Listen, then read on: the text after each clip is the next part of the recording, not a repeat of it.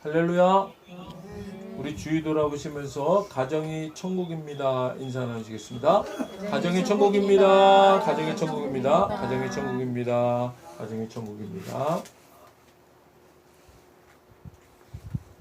오늘은 시편 23편 3절 말씀을 중심으로 영혼 육의 전인적 회복, 이와 같은 제목으로 말씀의 은혜를 나누고자 합니다.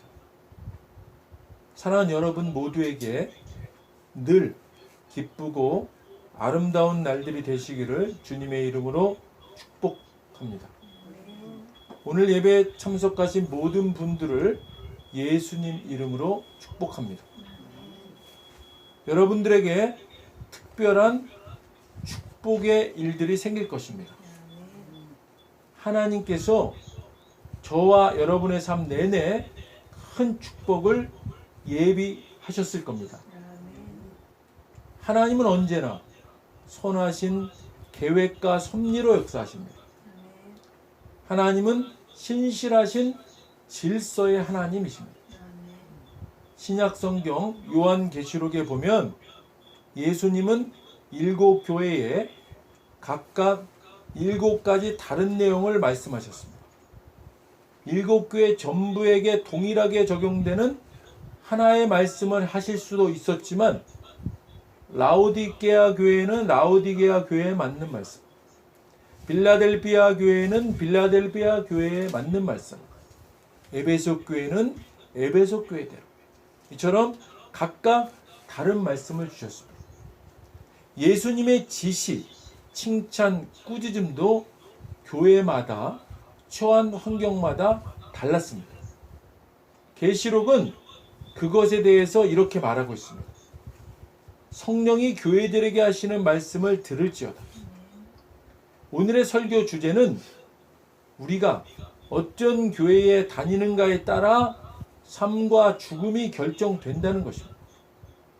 교회가 하나님의 보호하심을 믿지 않는다면 안 된다는 것입니다. 우리는 하나님의 말씀에 대한 공부를 게을리하면 안 되는 겁니다. 하나님의 말씀과 뜻은 하나입니다. 하나님의 말씀과 역사하심은 일치하십니다. 어떤 분들은 구약성경 시편 91편을 믿지 않으면서 오히려 시편 91편을 믿는 사람들을 조롱하기까지 합니다. 시편 91편 한번 보겠습니다. 1절부터 16절 한 절씩 교독하도록 하겠습니다. 제가 먼저 읽겠습니다. 지존자의 은밀한 곳에 거주하며 전능자의 그늘 아래에 사는 자여, 나는 여호와를 향하여 말하기를 그는 나의 피난처요 나의 요새요 내가 의뢰하는 하나님이라 하리니, 이는 그가 너를 새 사냥꾼의 올무에서와 심한 전염병에서 건지실 것이미로다. 그가 너를 그의 깃으로 덮으시리니 네가 그의 날개 아래에 피하리로다. 그의 진실함은 방패와 손방패가 되시라니, 너는 밤에 찾아오는 공포와 낮에 날아드는 화살과 어두울 때 퍼지는 전염병과 밝을 때 닥쳐오는 재앙을 두려워하지 아니하리로다. 1000명이 네 왼쪽에서 10,000명이 네 오른쪽에서 엎드러지나 이 재앙이 네게 가까이 하지 못하리로다. 오직 너는 똑똑히 보리니 악인들의 보응을 네가 보리로다. 네가 말하기를 여호와는 나의 피난처시라 하고 지존자를 너의 거처로 삼았으므로 화가 네게 미치지 못하며 재앙이 네 장막에 가까이 오지 못하리니, 그가 너를 위하여 그의 천사들을 명령하사 네 모든 길에서 너를 지키게 하심이라. 그들이 그들의 손으로 너를 붙들어 발이 돌에 부딪히지 아니하게 하리로다. 네가 사자와 독사를 밟으며 젊은 사자와 뱀을 발로 누르리로다. 하나님이 이르시되 그가 나를 사랑한즉 내가 그를 건지리라. 그가 내 이름을 안즉 내가 그를 높이리라. 그가 내게 간구하리니 내가 그에게 응답하리라. 그들이 환난 당할 때에 내가 그와 함께하여 그를 건지고 영화롭게 하리라. 합독하시겠습니다. 내가 그를 장수하게 함으로 그를 만족하게 하며 나의 구원을 그에게 보이리라 하시도다. 아멘. 우리가 방금 읽은 대로 만약 시편 91편이 현재의 상황에 맞지 않는다면 시편의 가사로 찬양할 필요도 없지 않겠습니까? 사랑하는 여러분, 시편 91편의 내용은 하나님의 보호하심입니다. 성경을 성경 그대로 믿는 것을 조롱하는 이들은 시편 91편을 믿는 사람들을 보고 말씀과 달리 실패하거나 보호받지 못한 일들을 찾아내려고 합니다. 그러나 그것은 성경을 대하는 아주 올바르지 못한 태도인 것입니다. 우리는 서로 간에 하나님이 더 많이 보호해 주시도록 기도해야 됩니다. 또한 하나님의 역사하심은 순식간에 전부 이루어지는 게 아닐 수도 있음을 알아야 합니다. 하나님의 역사하심은 식물이 자라는 것과 유사할 수가 있습니다. 식물이 처음에는 30%만, 그리고 잎이 나고 꽃이 피고 열매를 맺습니다. 30%, 60%, 100% 이렇게 점차적으로 이루어지지 않습니까?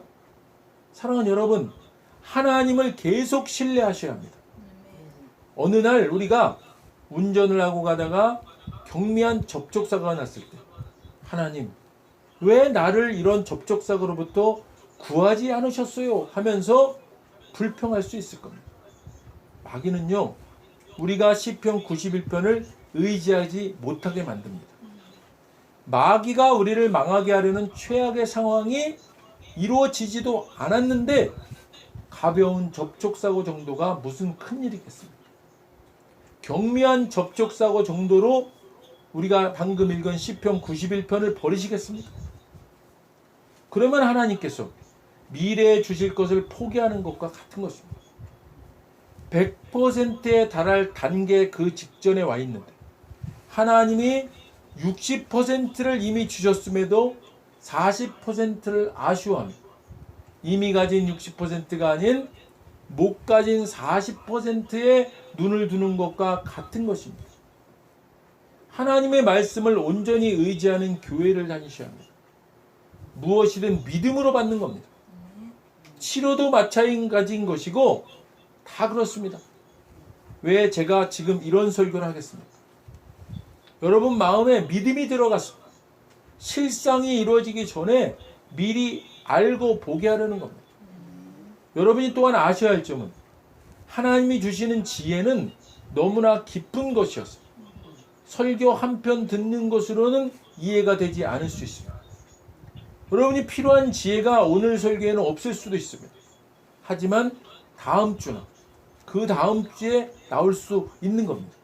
그래서 끈기 있게 졸지 않고 결석하지 않고 귀 기울이는 자만이 전체적인 그림을 보게 되는 겁니다.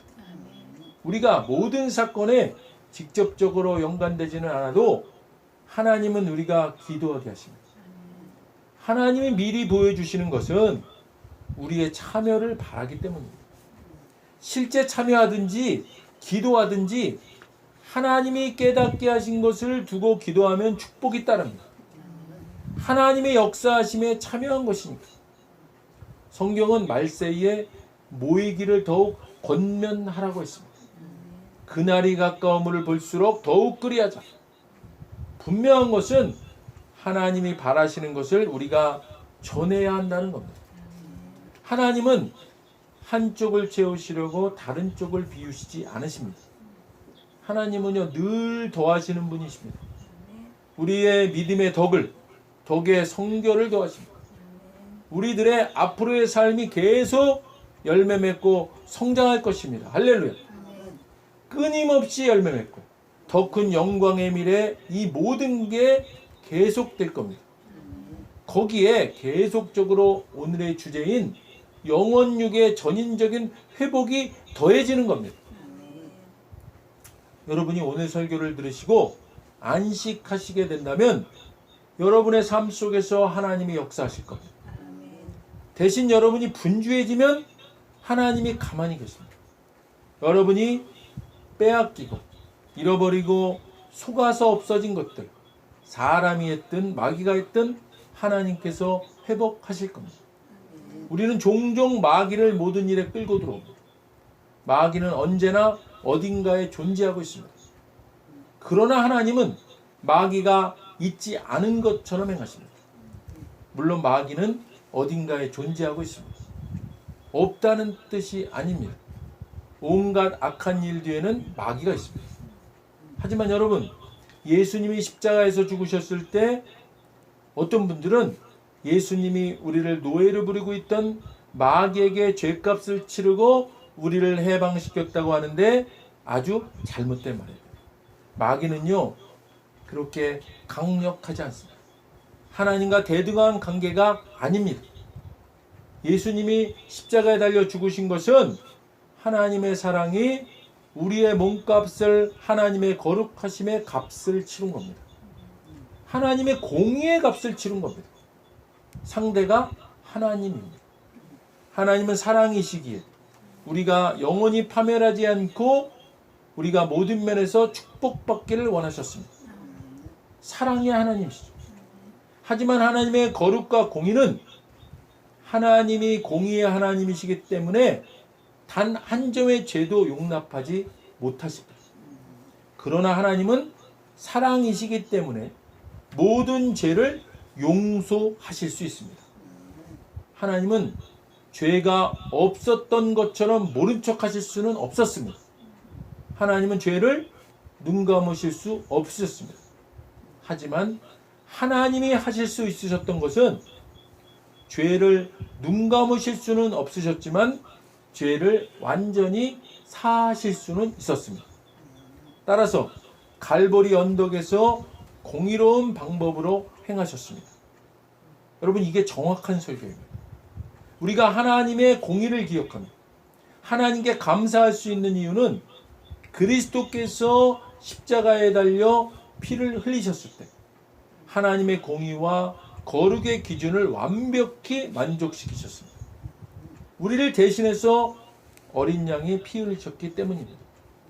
오늘날 하나님의 공의는 만족되었고 하나님은 심판의 칼을 내려놓으셨고 우리 머리 위에 심판도 없습니다.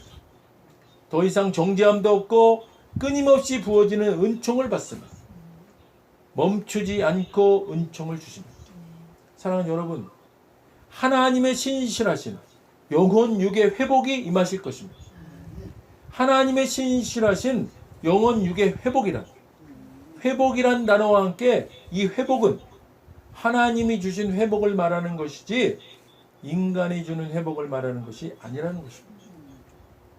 하나님이 주신 회복에 대한 첫 깨달음은 인간이 회복할 경우 인간이 예를 들어서 어떤 것을 고치면 완벽하게 똑같이 회복시킬 수는 없습니다. 처음과 뭔가는 달라집니다. 옷을 고쳐도 그렇고 몸을 고쳐도 그렇습니다. 하지만 하나님께서 회복하시면 언제나 그 질이나 양이 전보다 더 나아지는 것입니다. 그래서 오늘은 이 점을 바탕으로 회복에 대해 살펴보고 하나님이 예비하신 것을 보도록 하겠습니다. 가장 먼저 하나님께서 회복하실 것은 하나님만이 하실 수 있는데요. 요엘서 2장 25절 보겠습니다. 요엘서 2장 25절 함께 읽겠습니다. 내가 전에 너희에게 보낸 큰 군대 곧 메뚜기와 느치와 홍충과 팥종이와 먹은 횟수대로 너희에게 갚아주리니. 아멘. 하나님이 해, 즉 데미지를 말하는 겁니다. 이 해를 입은 횟수대로 갚아주신다고 했습니다. 하나님의 말씀은 나를 거역하고 내 앞에서 죄를 짓지만 심지어 그럴 때에도 나는 하나님이고 너희를 사랑한다. 시간은요, 우리에게는 의미가 크지만 하나님께는 의미가 없는 것입니다. 우리가 죄에 빠져 있거나 죄가 우리를 붙잡게 놔두면 그 기간만큼의 시간은 우리가 허비한 시간입니다. 죄에 빠져 있던 해는 낭비한 해입니다. 하지만 하나님은 너무나 선하셔서 우리가 하나님께 돌아가고 하나님을 믿으면 그 낭비한 횟수대로 다시 회복시켜 주십니다. 횟수, 복수행입니다. 횟수대로 갚으신다 하셨으니 하나님께서 회복시켜 주십니다. 어떤 분들은 성경 말씀에 허점을 찾아내려 합니다. 예를 들면 사사기에 나온 연수와 사도행전의 기록은 일치하지 않아요. 중간에 몇 년이 빠져 있어요. 이렇게 말하면서, 여러분, 중간에 몇 년이 빠져 있는 것은 이스라엘이 속박되었던 해입니다. 하나님께서 새로운 사사를 세우시기 전의 일입니다. 20년 혹은 50년간 속박당하고 삼손 같은 새 사사를 세우십니다. 이스라엘이 속박된 애들을 합해보면 그들이 주장하는 빠진 연수가 나옵니다. 즉 하나님의 눈으로 보면 백성들이 하나님과 교제하지 않고 하나님과 동행하지 않으면 낭비한 시간이라 보시는 겁니다. 허비한 시간들이라는 거죠. 오늘 하나님께서 주신 주제를 볼 때 더 이상의 시간 낭비는 없으실 겁니다. 할렐루야. 사사기 이사야 42장 22장 보겠습니다. 이사야 42장 22절 함께 읽겠습니다. 이 백성이 도둑 맞으며 탈취를 당하며 다 불 속에 잡히며 옥에 갇히도다. 노략을 당하되 구할 자가 없고 탈취를 당하되 되돌려주라 말할 자가 없도다. 아멘. 이 백성이 도둑 맞으며 탈취를 당하며, 최근 도둑 맞거나 탈취 당한 듯한 느낌이 있으신 분 있으십니까? 인간이든 마귀든 상관없습니다.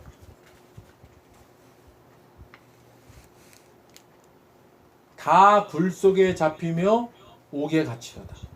노략을 당하되 구할 자가 없고 탈취를 당하되 되돌려주라 말할 자가 없도다.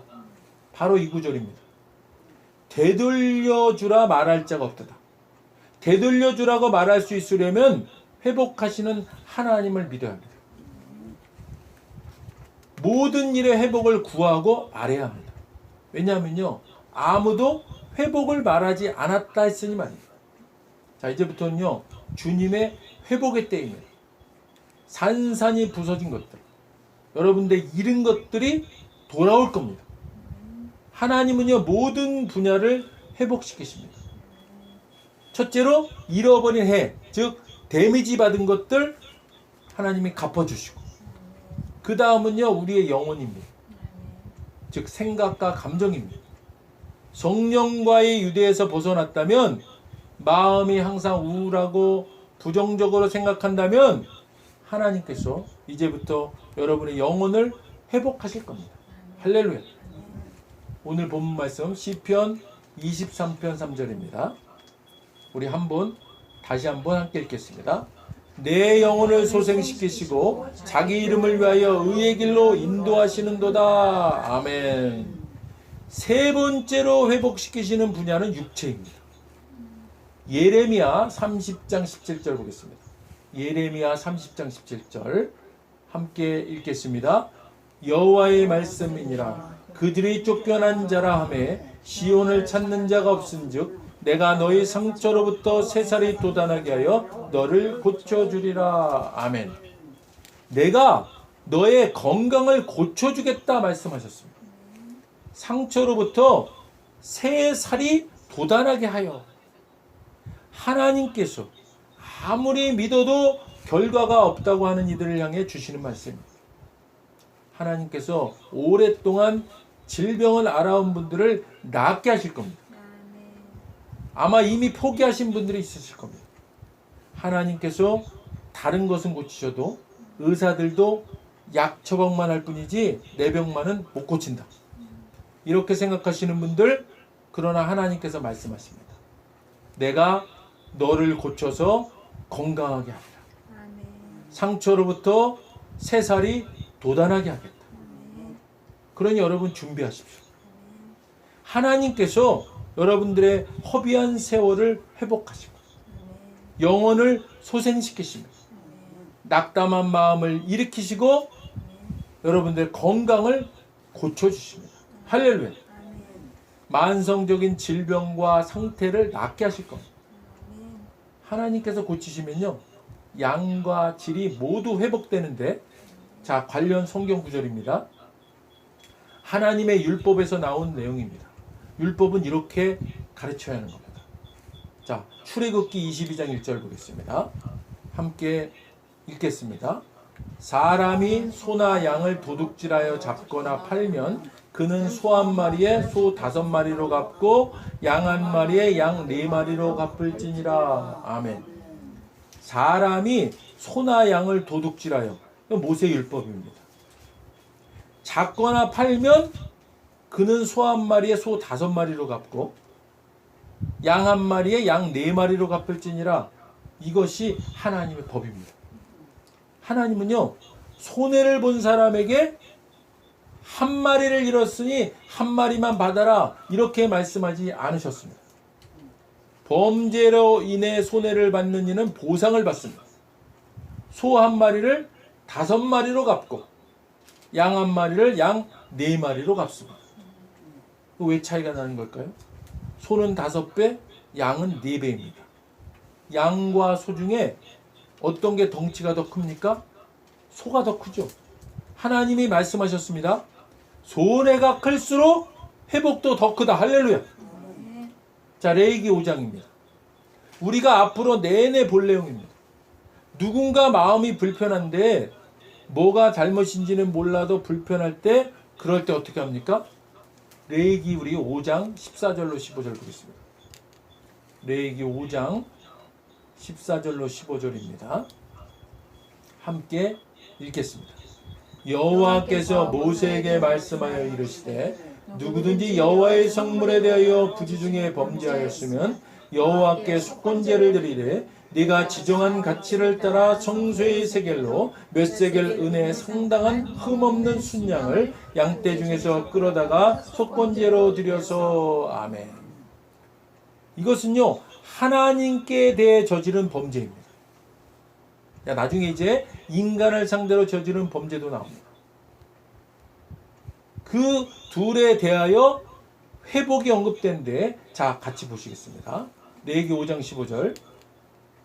누구든지 여호와의 성물에 대하여 부지 중에 범죄하였으면 여호와께 속건제를 드리되 네가 지정한 가치를 따라 성소의 세겔로 몇 세겔 은에 상당한 흠없는 순양을 양떼 중에서 끌어다가 속건제로 드려서. 아멘.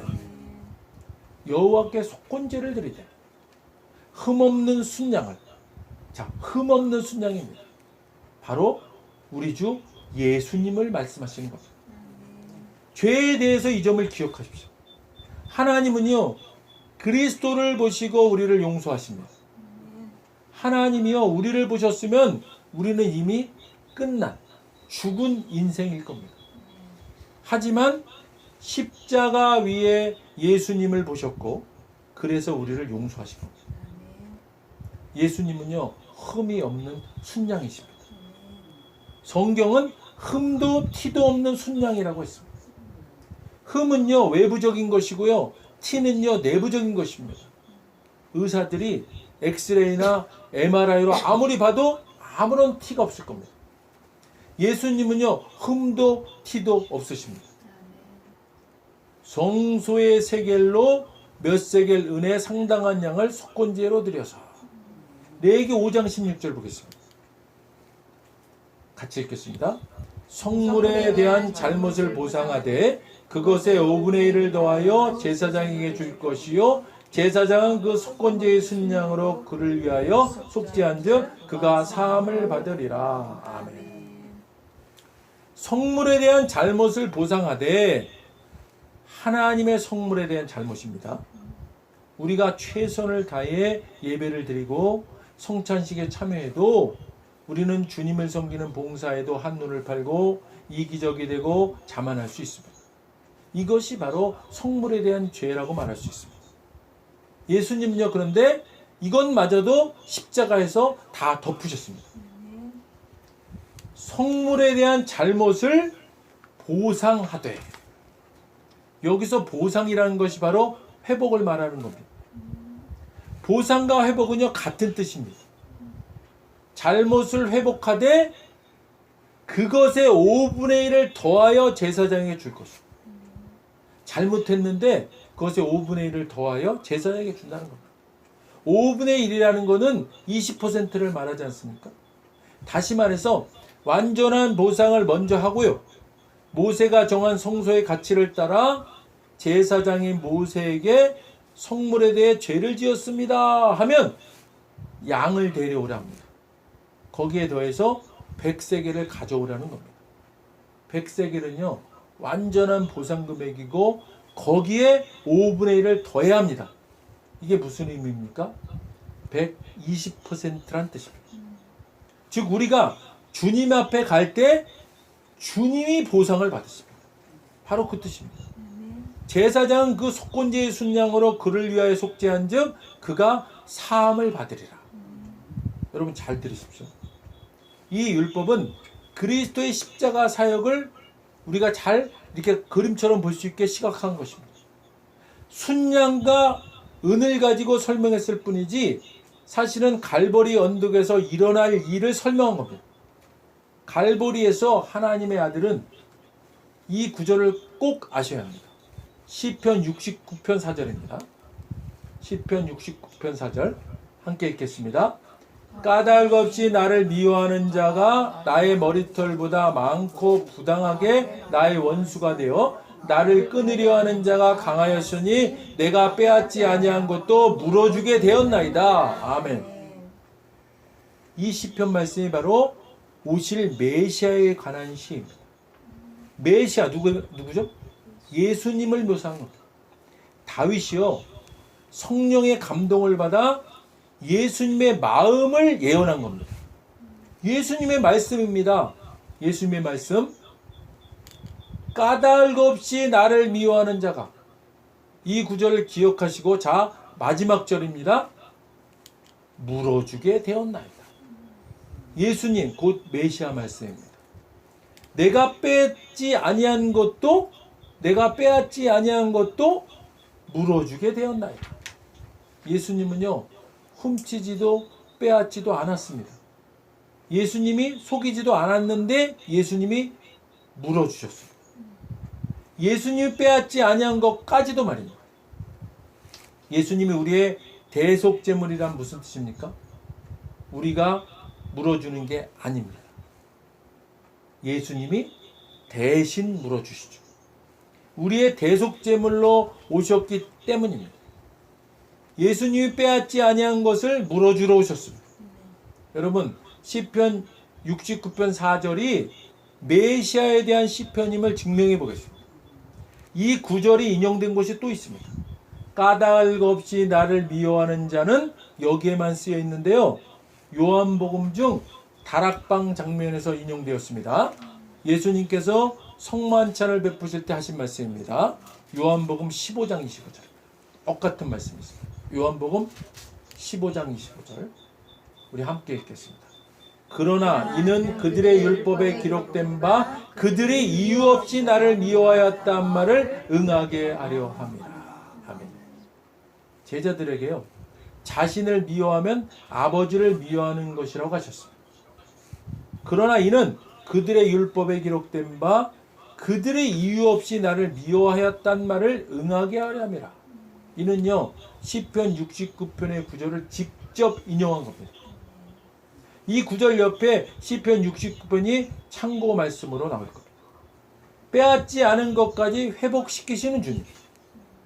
여러분 여러분의 잘못이라도 그러니까 하나님께서 회복하십니다. 할렐루야. 일단은 하나님에 대한 잘못입니다.